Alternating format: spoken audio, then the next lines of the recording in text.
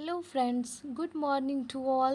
This is Juhi here. आज है 28 अप्रैल और 28 अप्रैल के जितने भी मोस्ट इम्पोर्टेंट करेंट अफेयर बन सकते हैं जो आपके एग्ज़ाम पॉइंट ऑफ व्यू से बेहद महत्वपूर्ण है, आज इसके बारे में हम लोग डिस्कशन करेंगे।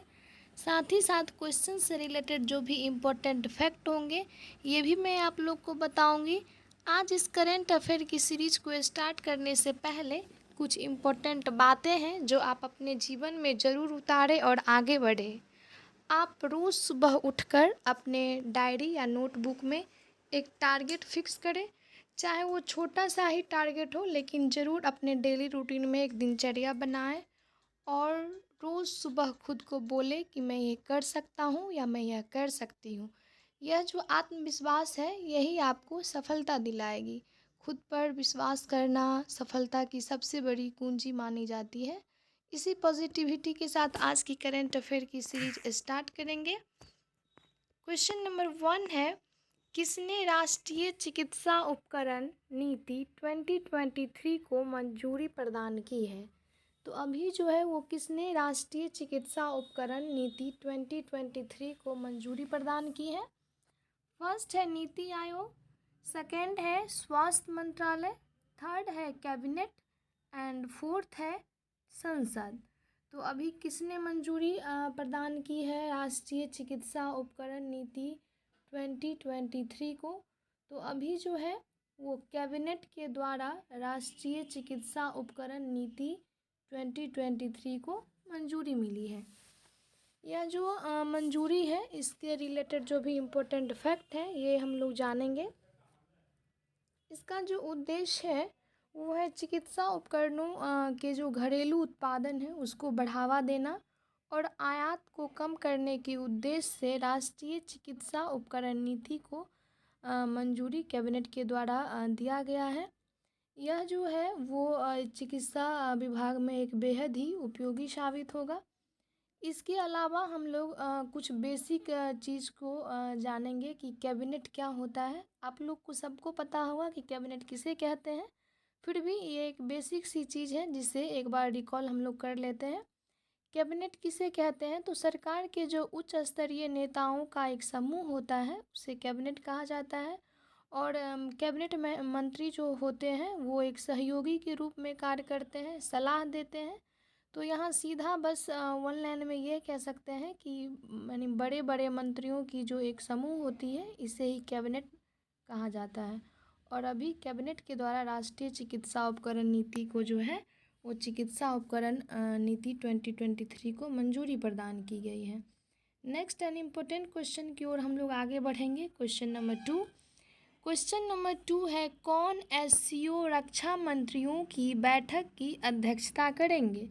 तो अभी जो है वो कौन एससीओ रक्षा मंत्रियों की बैठक की अध्यक्षता करेंगे? चलिए हम लोग ऑप्शन की ओर बढ़ते हैं। ऑप्शन 1 है अमित शाह, 2 है राजनाथ सिंह, थर्ड है नितिन गडकरी एंड फोर्थ है नरेंद्र मोदी। तो अभी जो रक्षा मंत्रियों की बैठक होगी उसकी अध्यक्षता कौन करेंगे? तो ये करेंगे राजनाथ सिंह।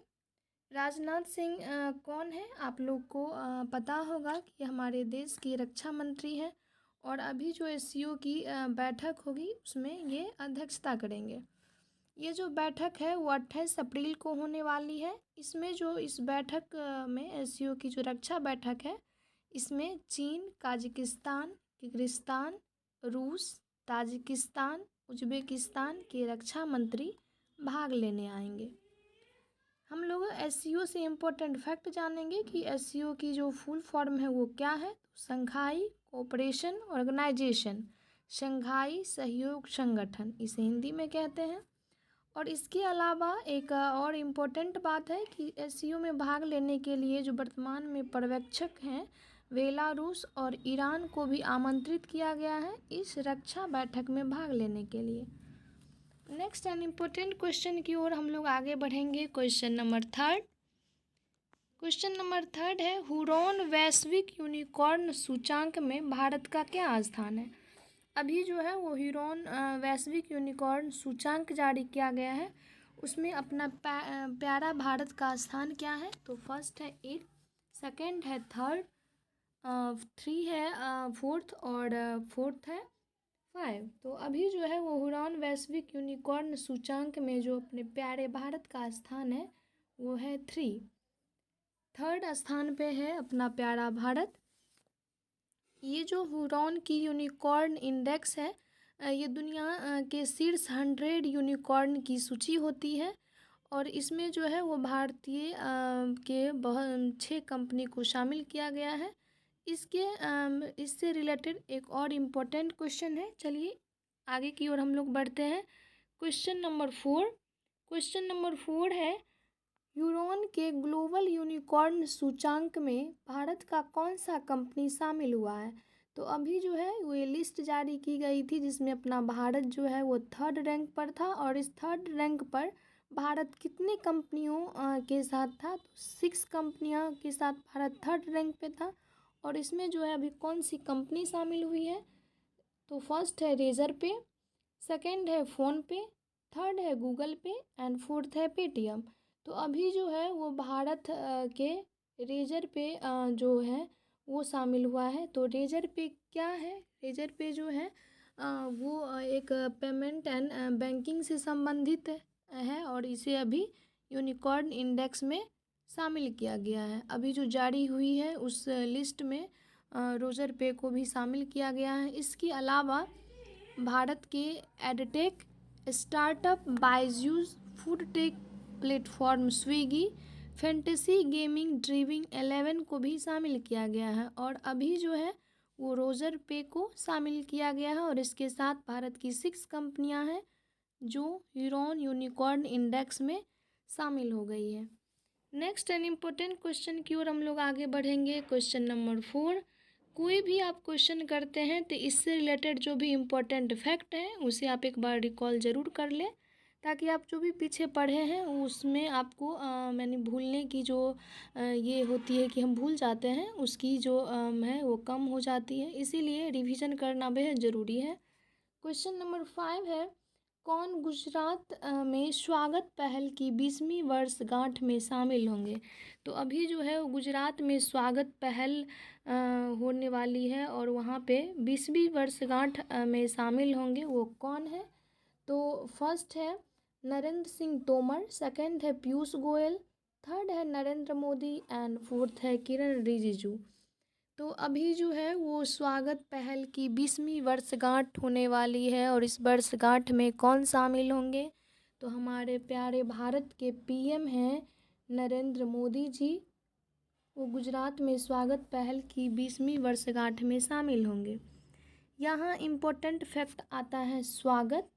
स्वागत का जो फुल फॉर्म है ये हम लोग जानेंगे। स्वागत का होता है SWAGAT। तो S for state, W for wide, A for attention, on, G for grievance, by, A for application of technology. चलिए एक बार हम लोग रिपीट करते हैं। स्वागत का फुल फॉर्म क्या है?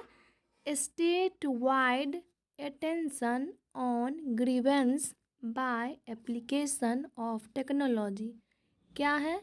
State wide attention on grievance by application of technology है का जो है अभी वर्षगांठ मनाया जा रहा है 20वीं वर्षगांठ और उसमें हमारे प्यारे भारत के पीएम हैं नरेंद्र मोदी जी, अभी वो संबोधित करेंगे।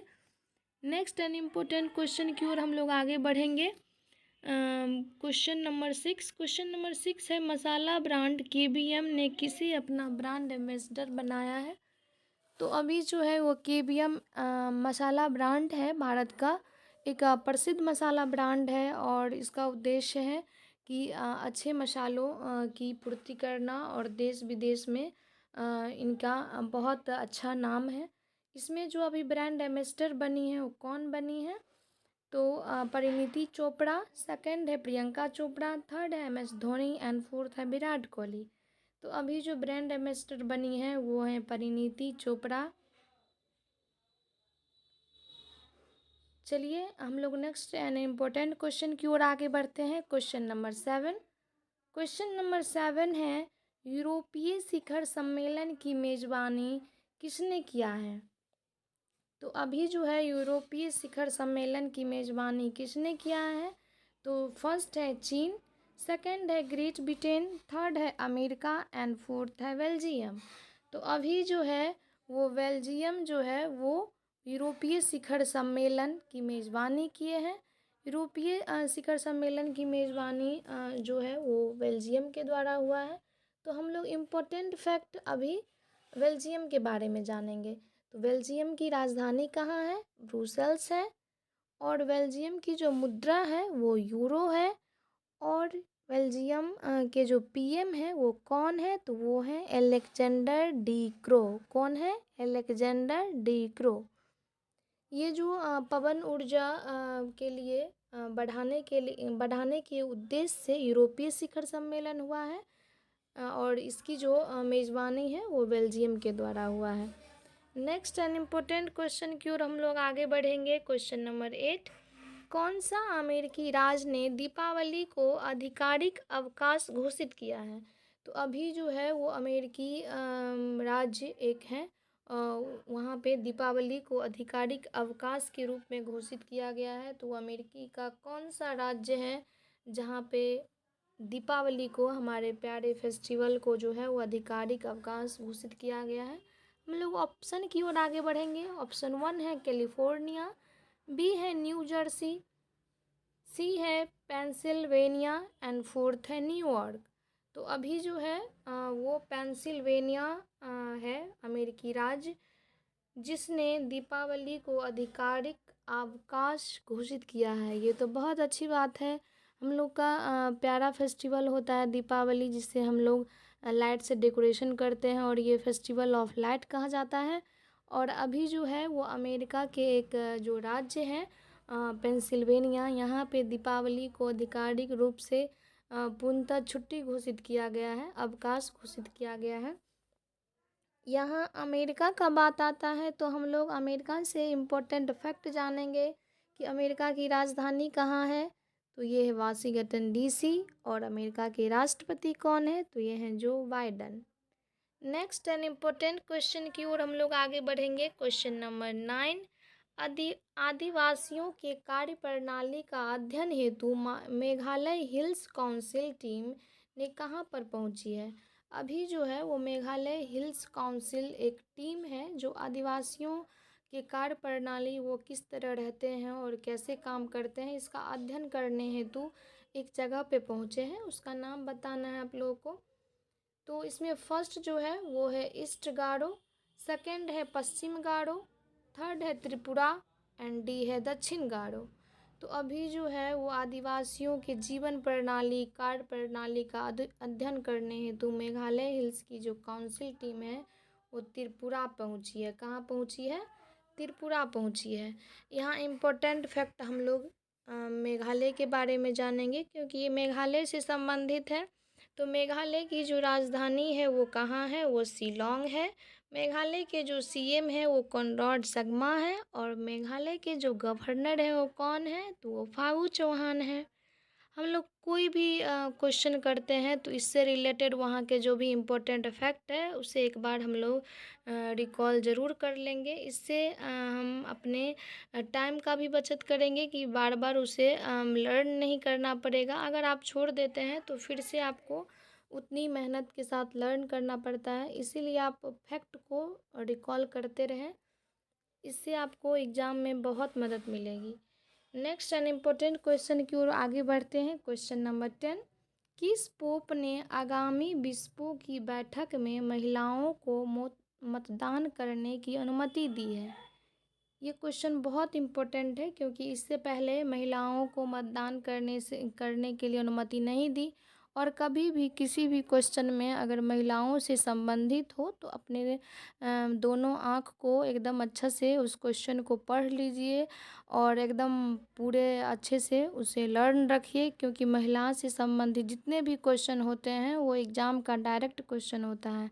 इसीलिए महिलाओं से संबंधित क्वेश्चन को कभी नहीं छोड़िए। इसमें हम लोग ऑप्शन की ओर आगे बढ़ते हैं। ऑप्शन 1 है पोप फ्रांसिस, सेकंड है पोप पीटर, थर्ड है पोप गैलिल एंड फोर्थ है पोप जॉन। तो अभी जो है वो किसने आगामी बिशपों की बैठक में महिलाओं को मतदान करने की अनुमति दी है? तो ये हैं कौन है ये जिन्होंने मतदान करने की अनुमति दी है? तो ये है पोप फ्रांसिस। कौन है? पोप फ्रांसिस ने आगामी बिशपू की बैठक में महिलाओं को अनुमति दी है मतदान देने की। ये जो पोप फ्रांसिस है उनका असली नाम क्या है? तो इनका असली नाम है जॉर्ज मारियो बर्गोगिलियो। क्या है? Jorge Mario Bergoglio. और ये जो पोप फ्रांसिस है वो कैथोलिक चर्च के अभी वर्तमान प्रमुख हैं। और ये इम्पोर्टेंट क्वेश्चन है, इसे आप लोग ज़रूर याद रखें। नेक्स्ट एन इम्पोर्टेंट क्वेश्चन की ओर हम लोग आगे बढ़ेंगे। क्वेश्चन नंबर 11, विश्व बौद्धिक संपदा दिवस कब मनाया गया है? तो अभी जो विश्व बौद्धिक संपदा दिवस है वो कब मनाया गया है? 20 अप्रैल, 22 अप्रैल, 25 अप्रैल एंड 26 अप्रैल। तो अगर आप लोग डेट बाय डेट याद रखते हैं कि कब क्या डेट बनाया गया, तो आप आराम से इसे कैंसिल करके आंसर तक जा सकते हैं। और इसका जो आंसर होगा वो होगा 26 अप्रैल को जो है वो यह बौद्धिक संपदा दिवस मनाया गया है। इसके साथ साथ हम लोग अप्रैल में जितने भी मोस्ट इम्पोर्टेंट डेज मनाए गए हैं उसे एक बार रिकॉल करेंगे कि 1 अप्रैल को क्या मनाया गया है। आप हमारे साथ रिकॉल भी कर सकते हैं ताकि आपकी जो कभी कुछ भूल जाते हैं उसे आप भूल नहीं पाएंगे। फर्स्ट है 1 अप्रैल को क्या मनाया गया था? आरबीआई दिवस, उड़ीसा दिवस या उत्कल दिवस। 2 अप्रैल को मनाया गया था अंतर्राष्ट्रीय खान जागरूकता दिवस। 4 अप्रैल को मनाया गया था विश्व ऑटिज्म जागरूकता दिवस। 5 अप्रैल को मनाया गया था अंतर्राष्ट्रीय समुद्री दिवस। 6 अप्रैल को अंतर्राष्ट्रीय खेल दिवस। 7 अप्रैल को विश्व स्वास्थ्य दिवस। 10 अप्रैल को विश्व होम्योपैथी दिवस। 11 अप्रैल को राष्ट्रीय मातृत्व दिवस। 12 अप्रैल को मानव अंतरिक्ष उड़ान दिवस मनाया गया। 13 अप्रैल को जलियांवाला बाग हत्याकांड दिवस मनाया गया। 14 अप्रैल को आप लोग को सबको पता होगा डॉक्टर भीमराव अंबेडकर की जयंती मनाई जाती है। 15 अप्रैल को विश्व कला दिवस मनाया जाता है और हिमाचल प्रदेश राज्य दिवस भी मनाया जाता है। 16 अप्रैल को हाथी बचाओ दिवस मनाया जाता है। 17 अप्रैल को विश्व हेमोफीलिया दिवस मनाया जाता है। 18 अप्रैल को विश्व विरासत दिवस मनाया जाता है। 19 अप्रैल को विश्व लीवर दिवस मनाया जाता है। 21 अप्रैल को राष्ट्रीय सिविल सेवा दिवस मनाया जाता है। 22 अप्रैल को पृथ्वी दिवस मनाया जाता है। 24 अप्रैल को पंचायती राज दिवस मनाया गया है। और 25 अप्रैल को मलेरिया दिवस मनाया गया है।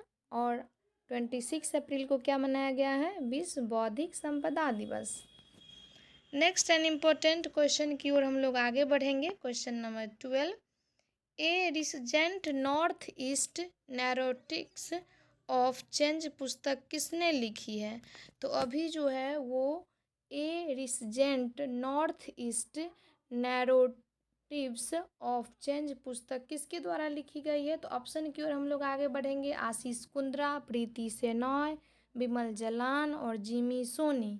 तो अभी जो है वो बिमल जलान के द्वारा ए recent north east narratives of change पुस्तक लिखी गई है। इस पुस्तक का लर्न आप लोग ज़रूर रखें क्योंकि पुस्तक से संबंधित 1 या 2 मार्क्स के क्वेश्चन हर एक एग्ज़ाम में पूछे जाते हैं। तो ये जो ए रिसेंट नॉर्थ ईस्ट पुस्तक है ये किसने लिखी है? तो ये बिमल जलान के द्वारा लिखी गई है। नेक्स्ट एन इम्पोर्टेंट क्वेश्चन की ओर हम लोग आगे बढ़ेंगे। क्वेश्चन नंबर है 13, किस राज्य में महंगाई राहत शिविर का आयोजन किया गया है? तो अभी जो है वो किस राज्य में महंगाई राहत शिविर का आयोजन किया गया है?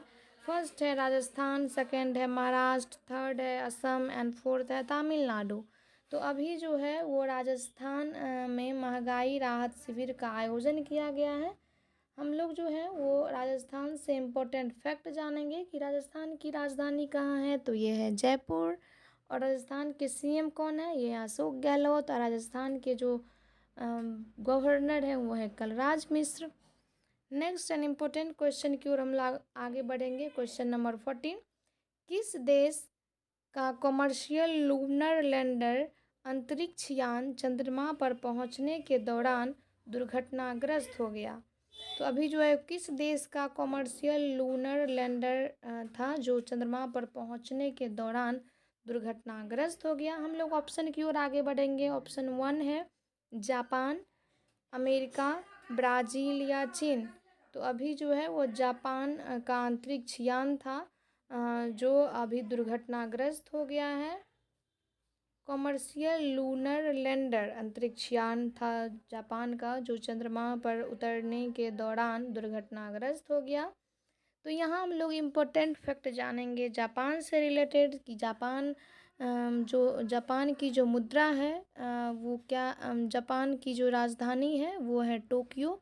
और जापान के जो पीएम है वो कौन है, वो है फूमियो कशिदा। और जापान के जो राष्ट्रपति हैं वो हैं शिंजो आबे। कौन है, Shinzo Abe. Next an important और आज के लास्ट क्वेश्चन की ओर आगे बढ़ेंगे। क्वेश्चन नंबर 15, बांग्लादेश के राष्ट्रपति के रूप में कौन चुने गए हैं। तो अभी जो है वो बांग्लादेश के राष्ट्रपति चुने गए हैं, वो कौन है। तो फर्स्ट है मोहम्मद शहाबुद्दीन, सेकंड है शेख हसीना, थर्ड है रामचंद्र सहाय और फोर्थ है शेख सलाउद्दीन। तो अभी जो है वो मोहम्मद शहाबुद्दीन जो है बांग्लादेश के नए राष्ट्रपति बन गए हैं। और ये था आज का लास्ट क्वेश्चन। और आज का जो होमवर्क सीरीज है उसमें आपको यूएई के बारे में कुछ जानकारी लिखनी है। अगर आपको नहीं पता हो तो आप एक बार गूगल सर्च कर लीजिए और ज़रूर लिखिए। इससे ना आपको करंट अफेयर की अच्छी तैयारी हो जाएगी और जितना आप लिखेंगे उतना आपको लर्न रहेगा और इसमें जो भूलने की जो दिक्कत होती है वो नहीं आएगी। तो इसमें आपको बताना है कि यूएई की कैपिटल क्या है और यूएई की करेंसी क्या है और अभी जो यूएई के पीएम है वो कौन है।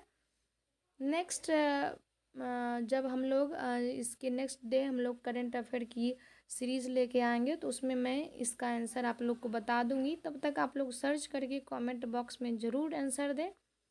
अगर आपको ये वीडियो अच्छा लगता है तो आप इस चैनल को लाइक, शेयर एंड सब्सक्राइब ज़रूर करिए। अपने दोस्तों के साथ ज़रूर साझा करिए और हमेशा हंसते रहिए, मुस्कुराते रहिए। अगर आज बहुत कठिन भरा दिन है तो कल अच्छी सुबह आएगी। इस सोच से अपने लक्ष्य को प्राप्त करने के लिए मेहनत कीजिए। एक दिन सफलता अवश्य मिलेगी। Thank you.